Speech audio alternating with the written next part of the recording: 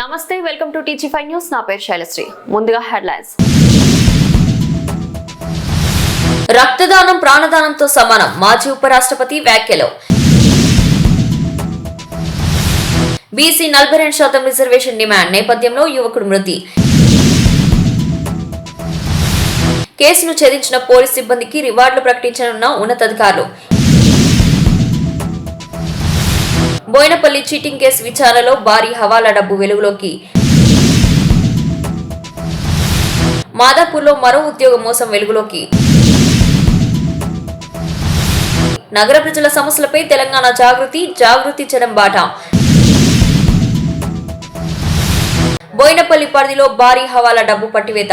సమాజానికి సేవ చేయని జీవితం నిరర్ధకమంటూ మాజీ ఉపరాష్ట్రపతి వెంకయ్య నాయుడు కీలక వ్యాఖ్యలు చేశారు. రక్తదానం ప్రాణదానంతో సమానమని ఆయన అన్నారు.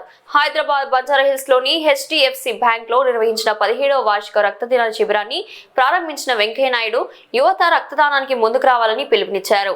సమాజానికి సేవ చేసినప్పుడే జీవితం సార్థకమవుతుందన్నారు మాజీ ఉపరాష్ట్రపతి వెంకయ్య నాయుడు.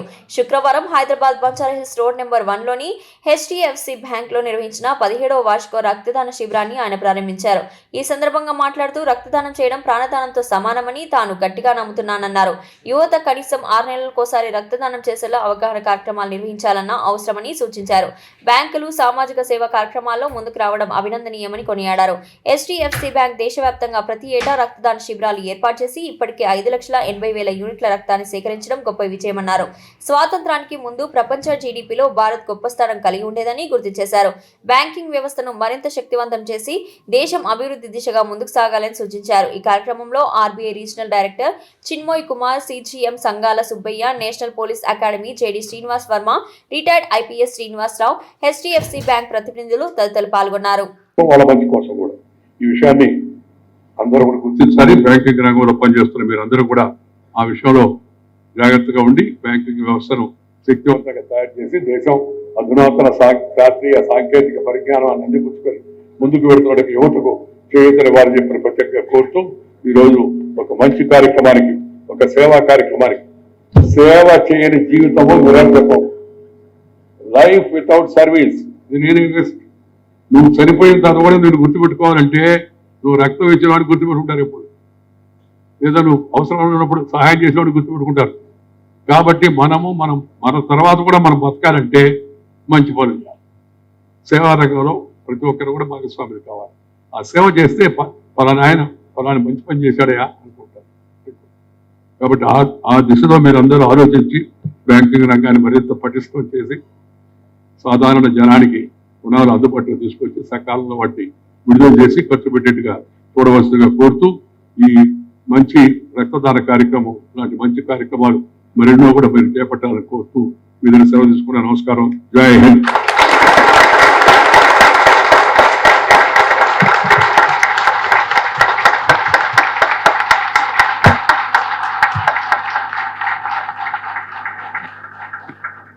ఇది HDFC బ్యాంక్ లో మేము ఇయర్ 2007 నుంచి రక్తదాన శిబిరాలు అక్రాస్ ద కంట్రీ ప్రతి శాఖలో కూడా ఆర్గనైజ్ చేస్తున్నాం. డిసెంబర్ మొట్టమొదటి శుక్రవారం ఈ కార్యక్రమాన్ని మేము ఇప్పటి వరకు నిర్విఘ్నంగా నిర్వహిస్తూ వచ్చాం. ఒక్క కోవిడ్ ఇయర్ మాత్రం చేయలేకపోయాము.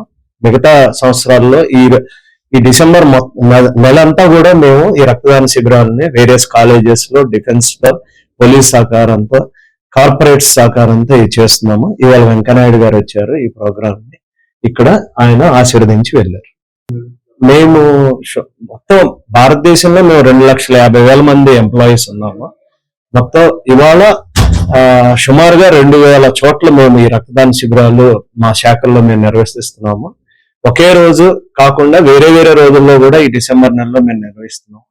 లాస్ట్ ఇయర్ మాకు 4,50,000 మంది రక్తదానం చేశారు. ఈ సంవత్సరం కూడా సుమారుగా 4,55,000 వరకు యూనిట్స్ వస్తాయని మేము అనుకుంటున్నాం. సికింద్రాబాద్ లో చోటు చేసుకున్న విషాద ఘటన కలకలం రేపుతోంది. పెట్రోల్ పోసుకొని ఆత్మహత్యానికి పాల్పడిన ఓ యువకుడు గాంధీ ఆసుపత్రిలో చికిత్స పొందుతూ మృతి చెందాడు. బీసీలకు 42% రిజర్వేషన్లు అమలు చేయాలని డిమాండ్ చేస్తూ ఆత్మహత్యకు పాల్పడినట్లు బీసీ సంఘాల నేతలు ఆరోపిస్తున్నారు. ఈ ఘటనపై ఆసుపత్రి వద్ద ఉద్రిక్త పరిస్థితులు నెలకొన్నాయి. యాంకర్పట్టు సికింద్రాబాద్ లోని గాంధీ హాస్పిటల్లో చికిత్స పొందుతూ సాయి ఈశ్వర్చారి మృతి చెందాడు. గురువారం రోజున పెట్రోల్ పోసుకుని ఆత్మహత్యనని పాల్పడ్డ సాయి ఈశ్వర్చారిని తీవ్ర గాయాలతో గాంధీ ఆసుపత్రి తరలించగా చికిత్స పొందుతూ శుక్రవారం ప్రాణాలు విడిచాడు. సాయి ఈశ్వర్చారి స్వస్థలం సంగారెడ్డి జిల్లా పల్కల్ మండలం పోచారం గ్రామం. జీవనోపాధి కోసం జీడిమెట్ల సమీపంలోని జగద్గిరిగుట్టలో నివసిస్తూ క్యాబ్ డ్రైవర్ గా పనిచేస్తున్నాడు. మృతుడికి భార్య కవితతో పాటు తల్లి ప్రమీల ఉన్నారు. 3 సంవత్సరాల పెద్ద కూతురు కృతిక, 2 సంవత్సరాల కుమారుడు కృష్ణదత్త, 1 సంవత్సరం వయసున్న చిన్న కుమార్తె చిట్టి ఉన్నట్లు కుటుంబ సభ్యులు తెలిపారు. గాంధీ హాస్పిటల్లో పోస్టుమార్టం అనంతరం మృతదేహాన్ని జగద్గిరిగుట్టలోని అతని నివాసానికి తరలించారు. అక్కడే అంత్యక్రియలు నిర్వహిస్తున్నట్లు కుటుంబ సభ్యులు తెలిపారు. ఇదిలా ఉండగా బీసీలకు 42% రిజర్వేషన్లు అమలు చేయాలని డిమాండ్ చేస్తూ సాయి ఈశ్వర్చారి ఆత్మహత్యకు పాల్పడినట్లు బీసీ సంఘాల నాయకులు ఆరోపిస్తున్నారు. ఈ ఘటనకు సంబంధించి గాంధీ ఆసుపత్రి వద్ద బీసీ సంఘాల ధర్నా ఆందోళనలకు దిగాయి. హైదరాబాద్ పాత బస్సులో సంచలనం రేపిన 40 లక్షల రూపాయల రాబరీ కేసును దక్షిణ మండలం పోలీసులు ఛేదించారు. భవానీనగర్ పోలీస్ స్టేషన్ పరిధిలో జరిగిన ఈ కేసులో 4 నిందితులను అరెస్ట్ చేసిన పోలీసులు భారీ మొత్తంలో నగదును స్వాధీనం చేసుకున్నారు. గత నెల 30వ తేదీన హైదరాబాద్ పాత బస్తీ భవానీనగర్ పోలీస్ స్టేషన్ పరిధిలోని తలాబ్ కట్ట ప్రాంతంలో ఈ సంఘటన చోటు చేసుకుంది. గాజుల వ్యాపారి సుల్తాన్ నివాసంలో తెల్లవారుజామున 2 వ్యక్తులు బలవంతంగా చొరబడి ఆయనను కొట్టి ఇంట్లో ఉన్న 40 లక్షల రూపాయల నగదు, మొబైల్ ఫోన్, ద్విచక్ర వాహనం దోచుకుని పరారయ్యారు. ఫిర్యాదు అందుకున్న భవానీనగర్ పోలీసులు వెంటనే కేసు నమోదు చేసి దర్యాప్తు ప్రారంభించారు. దక్షిణ మండలం డీసీపీ కిరణ్ ప్రభాకర్ అధ్యక్షతన మీర్ చౌక ఏసీపీ శ్యామ్ సుందర్ ఆధ్వర్యంలో పలు క్రైమ్ టీంలు ఏర్పాటు చేశారు. అదే సమయంలో దక్షిణ మండలం టాస్క్ ఫోర్స్ అదనపు డీసీపీ ఆంధ్ర శ్రీనివాస్ పర్యవేక్షణలో టాస్క్ ఫోర్స్ సిఐ ఆదిరెడ్డి బృందం ఈ కేసును సవాల్గా తీసుకుని దర్యాప్తు ముమ్మరం చేసింది. దర్యాప్తులో 4 నిందితులు సయ్యద్ ఇర్ఫాన్, మదసిర్ అలహి, జాహిద్, అబ్దుల్లా రెహమాన్ ను గుర్తించి అదుపులోకి తీసుకున్నారు. 7:15 నిమిషాలకు మా పోలీస్ కంప్లైంట్ రావడం జరిగింది.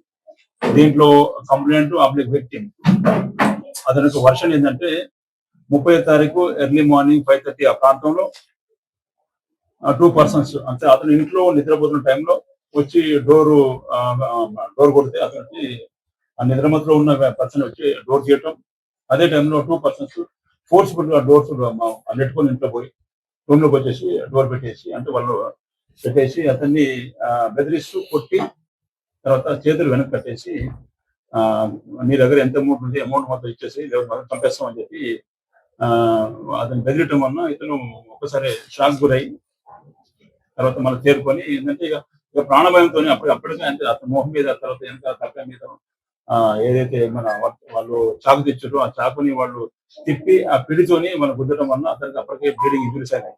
దానికి ఇక అతను భయపడి ఆ క్యాష్ ఎక్కడ ఉందో చెప్పడం జరిగింది. దాని తర్వాత వాళ్ళు ఏంటంటే ఆ క్యాష్ తీసుకొని వాళ్ళు అక్కడి నుంచి పోతూ అతని యొక్క సెల్ ఫోను, దాంతోపాటు అతని యొక్క మోటార్ సైకిల్ గోల్డ్మ్యాన్ మన ఆ బండి తీసుకొని వాళ్ళు అక్కడి నుంచి వాళ్ళ ప్లేస్ ఆఫ్ ఆఫెన్స్ నుంచి వాళ్ళు టువర్డ్స్ వాళ్ళు అనుకున్న ప్లేస్ లో వాళ్ళు వెళ్ళిపోవడం జరిగింది.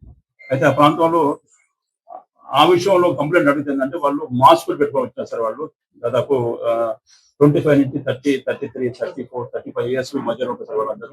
అయితే ఇద్దరు 2 పర్సన్స్ వాళ్ళు ఏది మన హిందీ హైదరాబాద్ హిందీ లాంగ్వేజ్ లో మాట్లాడినారు సార్ చెప్పడం జరిగిందంటే. ఇక ఆయన మాకు ఇచ్చిన ఇన్ఫర్మేషన్ ఆ రెండే ఏంటంటే వాళ్ళందరూ మాస్కులతో ఉన్నారు ప్లస్ మన హైదరాబాద్ హిందీ మాట్లాడినారని చెప్పినారు. సో బేసింగ్ అన్నట్టు కేసు ఇమీడియట్లీ దాన్ని మేము మా గౌరవ కమిషనర్ గారు, అదేవిధంగా మా గౌరవ సిపి సారు, మా గౌరవ డీసీపీ సారు, అదేవిధంగా అడిషనల్ డీసీపీ టాస్క్ ఫోర్స్ గౌరవ శ్రీనివాస్ సారు వాళ్ళ యొక్క డైరెక్షన్స్ ప్రకారం స్పెషల్ టీమ్ ఫామ్ చేసి మా డివిజన్ ప్యాంటాకు మా డివిజన్ లో ఉన్న 3 క్రైమ్ టీంలు, అదేవిధంగా south zone task force teams special గా దీన్ని ఒక సవాల్గా తీసుకొని, ఎందుకంటే ఆ కంప్లైంట్ ఇచ్చిన ఓన్లీ ప్రూఫ్స్ 2 మాస్కుతో ఉన్నారు, నా బండి తీసుకెళ్తారు తర్వాత హైదరాబాద్ లాంగ్వేజ్ మాట్లాడాలని చెప్పినారు. సో బండి ఏంటంటే ఆయన సెల్ ఫోన్ వెంటనే స్విచ్ ఆఫ్ చేసినారు. ఆ బండి ఎడిపోయిందని చెప్పి ఆ ప్యాంటాకు మేము ఆ రూట్ లో ఉన్న కెమెరాస్ మొత్తం 2 పార్ట్ల ఎంట్రీ ఎగ్జిట్ డివైడ్ అయిపోయి మొత్తం ఈ విషయంలో మొత్తం ఈ ఆపరేషన్ ఎవరైతే ఈ పార్టిసిపేట్ చేసినటువంటి డివిజన్ క్రైమ్ పార్టీ కానివ్వండి, అదేవిధంగా south zone task force team వాళ్ళందరూ కూడా దాన్ని ఒక పిక్చర్ తీసుకొని ఈ కెమెరాస్ దాదాపు 248 కెమెరాస్ చెక్ చేసుకోవడం జరిగింది. అయితే దాంట్లో మాకేంటంటే ఎటువంటి మేము పోతా ఉంటే ఎటువంటి ప్రూఫ్స్ కూడా మాకు ఎక్కడ కూడా ఏంటంటే ఆ కెమెరాస్ కాకి రావట్లేదు. ఆ ప్యాంటాకు ఏంటంటే అసలు ఆయన ఇంటి ముందు ఏదైతే కెమెరా ఉందో, ఏదైతే కంప్లైంట్ ఇంటి ముందు కెమెరా ఉందో ఆ కెమెరా కొంచెం పైకి జరిగింది. అతను నుంచి వాళ్ళు చెప్పడం ఏంటంటే సార్ కెమెరా అందరూ కిందికుంటే సార్ అది పైకి జరిగినట్టు మన తెలుసు సార్ అని చెప్పినట్టు. సో మేము మళ్ళా వెనక్కి 30th రోజు అఫెన్స్ అయింది. మేము మళ్ళీ 29th, 28th, 27th అట్లా మళ్ళీ వెళ్ళి చెప్తాం అంటే లక్కీగా మాకు 28th రోజు ఆ కెమెరా జరిపినట్టు మాకు క్లియర్ కనపడుతుంది నాకు. సో మాకు దొరికిన ఆ చిన్న క్లూ దాన్ని బేస్ చేసుకుని స్పెషల్ గా ఏవైతే పార్టిసిపేట్ చేస్తారో మా టాస్క్ ఫోర్స్ టీమ్, ఎస్పెషల్లీ నా డివిజన్ క్రైమ్ టీం మొత్తం దాని మీద ఫోకస్ చేయడం జరిగింది. 28th రోజు ఏంటంటే మేము అదే కెమెరా వాచ్ చేస్తూ రాత్రి ఎర్లీ మార్నింగ్ వాడు 5:30 ఆ ప్రాంతంలో ఒక అన్నోన్ పర్సన్ నడుచుకుంటూ వస్తూ ఏంటంటే 5:45కి ఆ ఏరియాలో స్ట్రీట్ లైట్లు అన్ని ఆటోమేటిక్ బంద్ అయిపోయాయి. ఎందుకంటే ఆల్మోస్ట్ తెల్లవారుతుంది కాబట్టి స్ట్రీట్ లైట్ బంద్ అయిపోతుంది. దాన్ని బేస్ చేసుకుని అతను ఎక్కడైతే ఈ కంప్లైంట్ ఇంటి దగ్గరకు వచ్చేసి ఆ కెమెరా చూసి వాటి కింద రాయి తీసుకొని ఆ రాయితో గట్టడం జరిగింది. సో అది మాకు దొరికిన చిన్న క్లూ. దాన్ని బేస్ చేసుకుని దాన్ని ఫర్దర్ ప్రొసీడ్ అయిన తర్వాత నిన్న ఫోర్త్ రోజు వాళ్ళు ఎవరైతే మాకు సస్పెక్ట్ ఉన్నారో వాళ్ళని అప్రహారం చేయడం జరిగింది. దాంట్లో ఏంటంటే ఈ యొక్క అప్రహారంలో కమిట్మెంట్ తో పనిచేసినటువంటి నా task force team south zone, అదేవిధంగా నా crime team SSP Balanagar, SSP మన భవానీ నగర్ టీం కూడా మా డీసీ సార్ ఉత్తర్వుల ప్రకారం దాంట్లో ఏదైతే సస్పెక్ట్ మొత్తం పెట్టడం జరిగింది. దాంట్లో ఏంటంటే అతను ఇచ్చిన దాని ప్రకారం 40 లక్షలు పోయిందని చెప్పినాడు కాబట్టి ఆ పాయింట్ ఏంటంటే హైదరాబాద్ బోయినపల్లి పోలీస్ స్టేషన్ పరిధిలో గతేడాది నమోదైన ఓ చీటింగ్ కేసు విచారణలో సంచలన విషయాలు బయటపడ్డాయి. నిందితులపై నిఘా పెట్టిన పోలీసులు హవాలా డబ్బు అక్రమ రవాణాను అడ్డుకొని ఏకంగా 4 కోట్లకు పైగా నగదును స్వాధీనం చేసుకున్నారు. గతేడాది హైదరాబాద్ బోయినపల్లి పోలీస్ స్టేషన్ పరిధిలో ఓ చీటింగ్ కేసు నమోదైంది. 50 లక్షల రూపాయల క్యాష్ ఇస్తే మరో 10 లక్షలు కలిసి మొత్తం 60 లక్షలు ఆర్టీజీఎస్ ద్వారా చెల్లిస్తామని నమ్మించి బాధితుడి నుంచి 50 లక్షలు తీసుకొని నిందితులు ఆ తర్వాత తిరిగి ఆ డబ్బులు చెల్లించకుండా మోసం చేశారు. ఈ కేసులో ప్రధాన నిందితుడైన పోలీసులు నిఘా కొనసాగించారు. ఈ క్రమంలో నిందితుడు హైదరాబాద్ కు వస్తున్నట్లు సమాచారం అందడంతో పోలీసులు వెంటనే వారిని వెంబడించారు. షామీర్పేట్ ఓఆర్ఆర్ నుంచి మహబూబ్ నగర్ జిల్లా వరకు నిందితుల వాహనాన్ని చేశారు పోలీసులు. మహబూబ్ నగర్ జిల్లా అడక్కల్ పోలీస్ సహకారంతో అక్కడ నిందితులను అదుపులోకి తీసుకున్నారు. వారి కారును తనిఖీ చేయగా భారీగా నగదు లభ్యమైంది. దర్యాప్తులో ఆ మొత్తం హవాలా డబ్బుగా పోలీసులు నిర్ధారించారు. కారులో అక్రమంగా తరలిస్తున్న మొత్తం 4,05,00,000 నగదు పోలీసులు స్వాధీనం చేసుకున్నారు. ఈ డబ్బును నిందితులు గుజరాత్ నుంచి హైదరాబాద్ మీదుగా బెంగళూరు తరలిస్తున్నట్లు దర్యాప్తులు తేలింది. ఈ కేసులో ప్రకాష్ ప్రజాపతి, ప్రజ్ఞేష్ కీర్తిబాయ్ ప్రజాపతి అనే 2 నిందితులను పోలీసులు అరెస్ట్ చేశారు. భారీ హవాలా రాకెట్ ను భగ్నం చేసిన పోలీసుల అప్రమత్తతను ఉన్నతాధికారులు ప్రశంసించారు.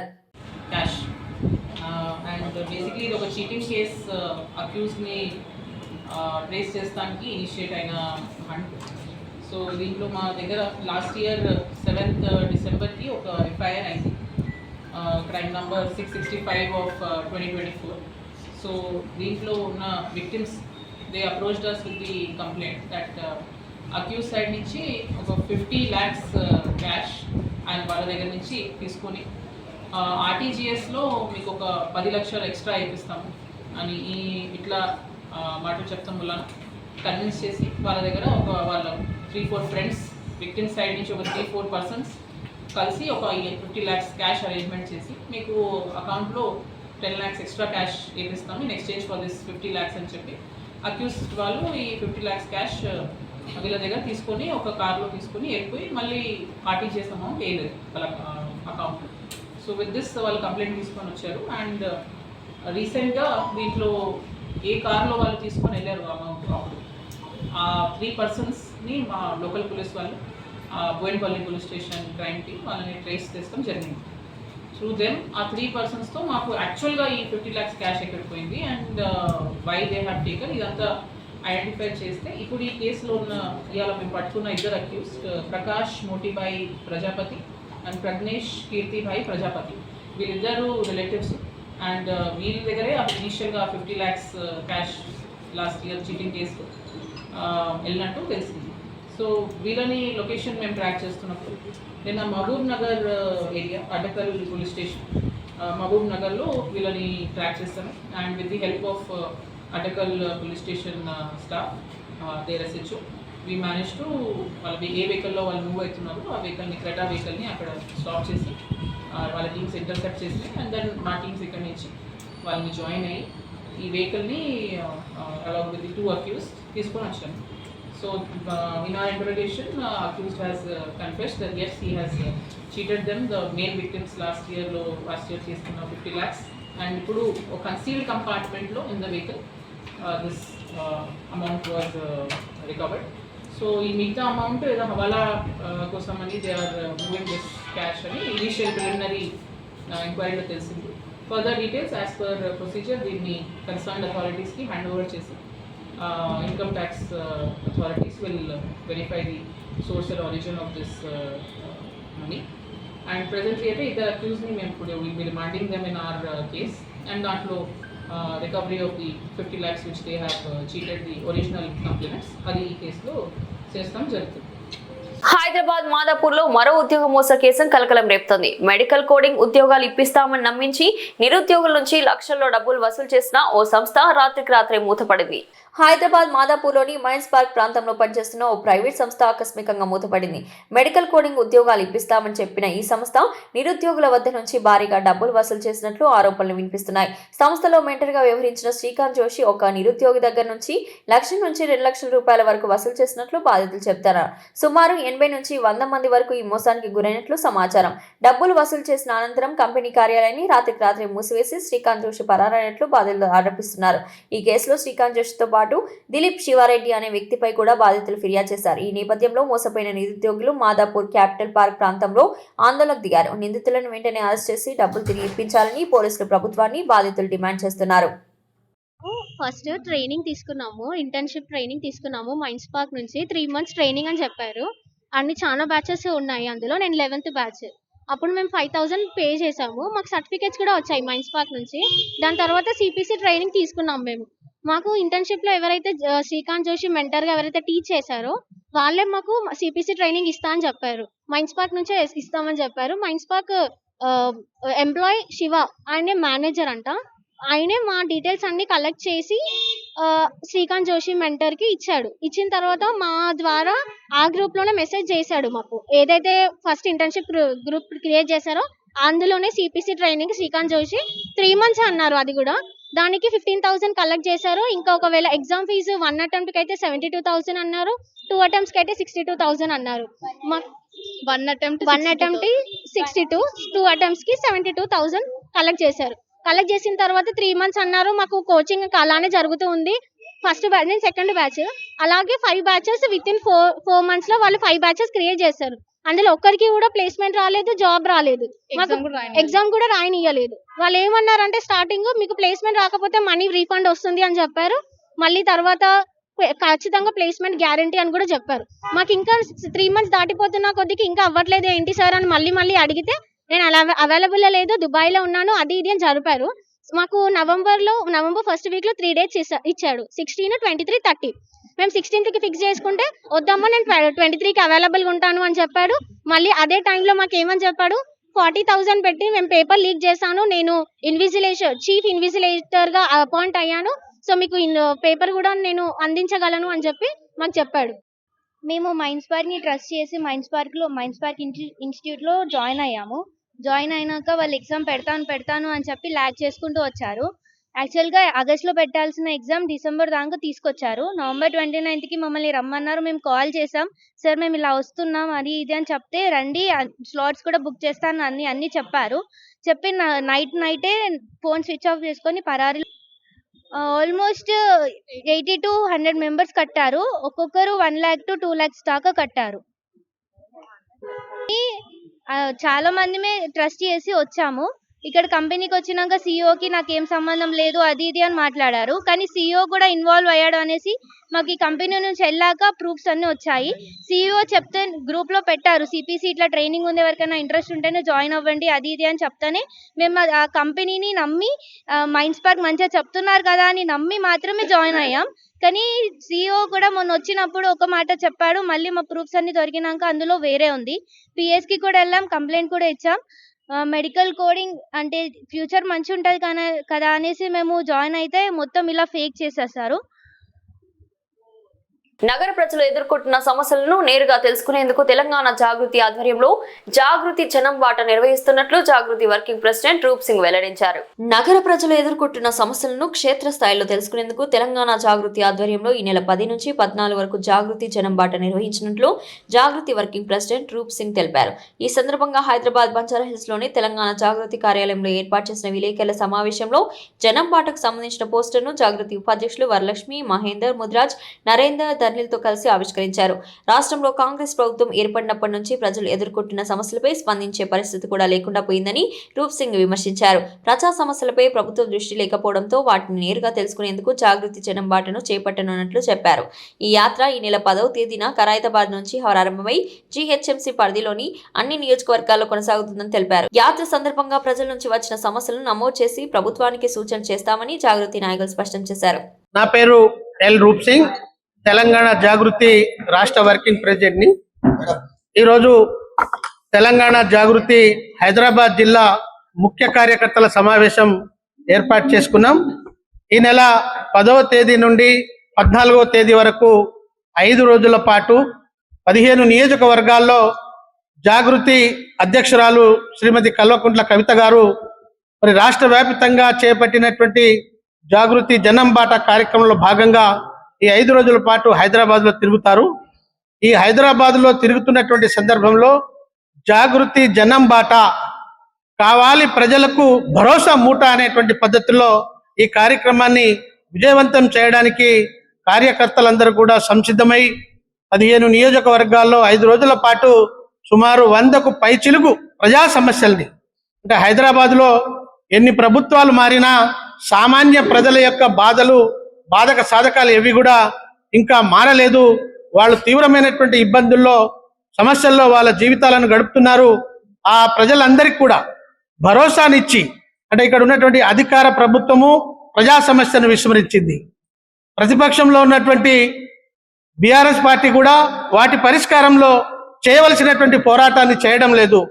హైదరాబాద్ బోయినపల్లి ప్రాంతంలో భారీ హవాలా నగదు పట్టివేత కలకలం రేపింది. కారులో అక్రమంగా తరలిస్తున్న కోట్ల రూపాయల నగదును పోలీసులు స్వాధీనం చేసుకున్నారు. హైదరాబాద్ బోయినపల్లి పోలీస్ స్టేషన్ పరిధిలో భారీ హవాలా నగదు పట్టుబడిన ఘటన కలకలం సృష్టించింది. బోయినపల్లి క్రైమ్ పోలీసులు తెలిపిన వివరాల ప్రకారం ఓ కారులో అక్రమంగా తరలిస్తున్న 4 కోట్ల హవాలా నగదును స్వాధీనం చేసుకున్నారు. టైర్ లోపల సీట్ల కింద తెలివిగా దాచి తరలిస్తున్న నగదును పోలీసులు గుర్తించారు. ఈ డబ్బును తరలిస్తున్న ముఠా సభ్యులను సంఘటన స్థలంలోనే అదుపులోకి తీసుకున్నారు. ఈ హవాలా ముఠాపై పోలీసులు గత 1 ఏడాది కాలంగా నిఘా కొనసాగిస్తున్నట్లు వెల్లడించారు. విశ్వసనీయ సమాచారం మేరకు వాహనాన్ని తనిఖీ చేయగా కోట్ల రూపాయల నగదు బయటపడింది. ఈ ఘటనపై కేసు నమోదు చేసి నగదు ఎక్కడి నుంచి వచ్చింది, ఎక్కడి నుండి తరలిస్తున్నారనే అంశంపై పోలీసులు లోతైన దర్యాప్తు కొనసాగిస్తున్నారు. హవాలా రాకెట్ వెనుక ఉన్న ముఖ్య వ్యక్తుల వివరాలు వెలికి తీసే ప్రయత్నం చేస్తున్నారు. తెలంగాణ రాజ్యాధికార పార్టీ రాష్ట్ర అధ్యక్షుడు ఎమ్మెల్సీ తీన్మార్ మల్లన్ను పోలీసులు హౌస్ అరెస్ట్ చేశారు. అంత్యక్రియల నేపథ్యంలో ఎలాంటి అవాంఛనీయ సంఘటనలు జరగకుండా ముందస్తు చర్యలు తీసుకున్నట్లు పోలీసులు తెలిపారు. తెలంగాణ రాజ్యాధికార పార్టీ రాష్ట్ర అధ్యక్షుడు ఎమ్మెల్సీ తీన్మార్ మల్లన్ను పోలీసులు హౌస్ అరెస్ట్ చేశారు. మేడ్చల్ జిల్లా మేడిపల్లి పోలీస్ స్టేషన్ పరిధిలోని పిర్జాదిగూడ చెన్నారెడ్డి ఎన్క్లేవ్ లో ఉన్న హరిహర శ్రీ సాయి సౌఖ్య అపార్ట్మెంట్ లో తీన్మార్ మల్లన్ నివాసానికి పోలీసులు చేరుకున్నారు. బీసీ రిజర్వేషన్ల డిమాండ్ కోసం తీన్మార్ మల్లన్ కార్యాలయం ముందు ఆత్మహత్యకు పాల్పడిన సాయి ఈశ్వర్చారి అంత్యక్రియలు శనివారం జరగనున్న నేపథ్యంలో ఎలాంటి అవాంఛనీయ సంఘటనలు చోటు చేసుకోకుండా ముందస్తు చర్యలుగా గృహ నిర్బంధం విధించినట్లు సమాచారం. ఉన్నతాధికారుల ఆదేశాల మేరకు తీన్మార్ మల్లన్న నివాస ఫ్లాట్ తో పాటు ఆ పరిసర ప్రాంతాలను పోలీసులు తమ ఆధీనంలోకి తీసుకుని భారీగా బందోబస్తు ఏర్పాటు చేశారు. పరిస్థితి క్షణక్షణం పర్యవేక్షిస్తూ శాంతి భద్రతల పరిరక్షణకు చర్యలు తీసుకుంటున్నట్లు పోలీసులు తెలిపారు.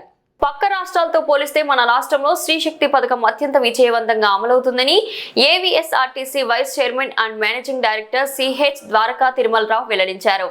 జంగారెడ్డిగూడెం పర్యటన సందర్భంగా ఆయన కీలక వ్యాఖ్యలు చేశారు. పక్క రాష్ట్రాలతో పోలిస్తే మన రాష్ట్రంలో స్త్రీ శక్తి పథకం విజయవంతంగా కొనసాగుతుందని APSRTC vice chairman and managing director CH Dwaraka Tirumala Rao తెలిపారు. జంగారెడ్డిగూడెం ఆర్టీసీ డిపోను సందర్శించిన ఈయన ముందుగా డిపోలోని స్టాల్స్ ను, కార్గోస్ కౌంటర్ ను పరిశీలించారు. అనంతరం ఆర్టీసీ సిబ్బందితో, ప్రయాణికులతో మాట్లాడి వారి సమస్యలు అడిగి తెలుసుకున్నారు. ఈ సందర్భంగా మీడియాతో మాట్లాడుతూ స్త్రీ శక్తి పథకం అమలుతో ఆర్టీసీ ఆక్యుపెన్సీ గణనీయంగా పెరిగిందని చెప్పారు. గతంలో రోజుకి 40% మహిళలు బస్సులో ప్రయాణిస్తే ప్రస్తుతం వారి సంఖ్య 60% చేరిందని వెల్లడించారు. ఈ పథకానికి సంబంధించి ప్రతి నెల రాష్ట్ర ప్రభుత్వం ఆర్టీసీకి సుమారు 160 కోట్ల రూపాయలు చెల్లిస్తుందని తెలిపారు. పెరుగుతున్న ఆక్యుపెన్సీ దృష్ట్యా రాష్ట్రంలో త్వరలోనే 1050 నూతన ఎలక్ట్రిక్ బస్సులు అందుబాటులోకి రానున్నాయని స్పష్టం చేశారు. అదేవిధంగా పల్లె వెలుగు సర్వీసులో కూడా ఎలక్ట్రిక్ బస్సులు, ఏసీ బస్సులు త్వరలో ప్రారంభమయ్యే అవకాశం ఉందని పేర్కొన్నారు. మహిళల మాదిరిగానే వికలాంగులు కూడా ఉచిత బస్సు సేవలు అందించే అంశం ప్రభుత్వ పరిశీలన ఉందని, త్వరలోనే దీనిపై స్పష్టత వస్తుందని తెలిపారు. ఈ కార్యక్రమానికి ముందుగా ఆర్టీసీ పోలీస్ శాఖ అధికారులు, వైస్ చైర్మన్ ద్వారకా తిరుమలరావు ఘన స్వాగతం పలికారు. పురుషులు స్త్రీల యొక్క నిష్పత్తి పురుషులు 60% మంది ఉంటే మహిళలు 40% ఉండేవాళ్ళు. ఇప్పుడు అది కాస్త నిష్పత్తి రివర్స్ అయిందే కాకుండా 65% మహిళలు 35% పురుషులు ట్రావెల్ చేస్తూ ఉన్నారు. అది పర్సంటేజ్ బట్టి తీసుకున్నట్లయితే, అదే యాక్చువల్ నెంబర్స్ తీసుకున్నట్లయితే మాకు అప్పట్లో సుమారు 16 లక్షల మంది మహిళలు ట్రావెల్ చేసేవారు ప్రతిరోజు. అంటే 40 లక్షల మంది అన్ని ప్యాసింజర్స్ ఉన్నట్లయితే పర్ డే రాష్ట్రం మొత్తంలో 40 లక్షల మంది ట్రావెల్ చేస్తున్నట్లయితే 16 లక్షల మంది మహిళలు ఉండేవాళ్ళు. ఇప్పుడు అది 26 లక్షలు చేరుకుంది. ఇది మేము ఎక్స్పెక్ట్ చేసిందే. దీనికి సంబంధించి మాకు ప్రతి నెల కూడా 160 కోట్ల రూపాయలు ప్రభుత్వం ఈ భారానికి సంబంధించి మళ్ళీ మాకు రీయింబర్స్ చేస్తూ ఉంది. దానికి సంబంధించి ఉత్తర్వులు కూడా ఇబ్బంది వచ్చినాయి. దాంతో ఏదైనా ఇబ్బంది లేకుండా 5 ప్రోడక్ట్స్ కూడా ఏదైతే మన Palle Velugu, ultra Palle Velugu, express, city ordinary, city express ఉన్నాయో ఇవన్నీ కూడాను 5 ప్రోడక్ట్స్ కూడాను మంచి ఓఆర్తో, అంటే ఈ 5 ప్రోడక్ట్ల వరకు తీసుకున్నట్లయితే 94% ఓఆర్ ఉంది. ఒకప్పుడు మాది జనరల్ 68 ఉండేది. అటువంటిది ఈ 5 ప్రోడక్ట్లు తీసుకున్నట్లయితే 94కి వచ్చింది. ఓవరాల్గా కూడా మా ఆక్యుపెన్సీ బాగా పెరిగి 84కి వచ్చింది. సో ఏదేమైనా చూస్తే ఇప్పుడు మీరు చూస్తే బస్ స్టేషన్ చూసినా కళకళలాడుతూ ఉంది ఎక్కువ ప్యాసింజర్స్తో. ఇప్పుడు మన కార్గో కౌంటర్ దగ్గర ఉన్నాము, జంగారెడ్డి కూడా ఇంకో కార్గో కౌంటర్ దగ్గర రోడ్డు చాలా హడావుడిగా ఉంది. సో దీనివల్ల మాకు జనరల్లీ మా ఆక్యుపెన్సీ పెరగడంతో పాటు మిగతా ఆదాయాలు కూడా, అంటే ఇప్పుడు స్టాల్ ఆదాయాలు ఉన్నాయి, స్టాల్లో వచ్చి తీసుకునే వాళ్ళు ఎక్కువ ఉంది. స్టాల్ రెంట్లు కూడా ఎక్కువ వచ్చే అవకాశం ఉంటుంది మాకు. అదేవిధంగా కార్గో రెవెన్యూ పెరిగే అవకాశం ఉంది. సో ఏదైనా శ్రీశక్తి పథకం మిగతా రాష్ట్రాలతో కంపేర్ చేసినట్లయితే మన రాష్ట్రం చాలా చక్కగా అమలు అవుతూ ఉంది. అది ప్రత్యేకంగా బాగా అవుతున్న దృష్ట్యా ఇంకా వీలైన త్వరలో కొత్త బస్సులు, ఎందుకంటే ప్రస్తుతం ఉన్న బస్సులతో మేము రన్ చేస్తా ఉన్నాం. స్కీమ్ స్టార్ట్ అయినప్పుడు త్వరలో కొత్త బస్సులు కూడా రాబోతున్నాయి. 1050 ఎలక్ట్రికల్ బస్సులు వస్తున్నాయి. అవి కాకుండా ఇంకా కొన్ని అంటే 1050 ఆల్రెడీ శాంక్షన్ ఉన్నాయి. ఇంకా కొన్ని బస్సులు కూడా తీసుకుందామని ఆలోచన ఉంది. ఇవన్నీ వచ్చినట్లయితే ఇంకా వీలైనంత త్వరలో, అంటే ఏదో చెప్పి ఇంకో టైం పడుతుంది అయినప్పటికీ, అప్పటికి పల్లె వెలుగు బస్సులు కూడాను ఎలక్ట్రిక్ బస్సులు, ఏసీ బస్సులు వచ్చే అవకాశం ఎక్కువ దూరం లేదు, అది కూడా వచ్చే అవకాశం ఉంది. బులెటిన్ ముగించే ముందు హెడ్లైన్స్ మరోసారి. రక్తదానం ప్రాణదానంతో సమానం, మాజీ ఉపరాష్ట్రపతి వ్యాఖ్యలు. బీసీ 42% రిజర్వేషన్ డిమాండ్ నేపథ్యంలో యువకుడు మృతి. కేసును ఛేదించిన పోలీస్ సిబ్బందికి రివార్డులు ప్రకటించనున్న ఉన్నతాధికారులు. బోయినపల్లి చీటింగ్ కేసు విచారణలో భారీ హవాలా డబ్బు వెలుగులోకి. మాదాపూర్లో మరో ఉద్యోగ మోసం వెలుగులోకి. నగర ప్రజల సమస్యలపై తెలంగాణ జాగృతి జనం బాట. బోయినపల్లి పరిధిలో భారీ హవాలా డబ్బు పట్టివేత. ఇది రోజు బులెటిన్. మరో బులెటిన్లో మళ్ళీ కలుద్దాం. అంతవరకు సెలవు.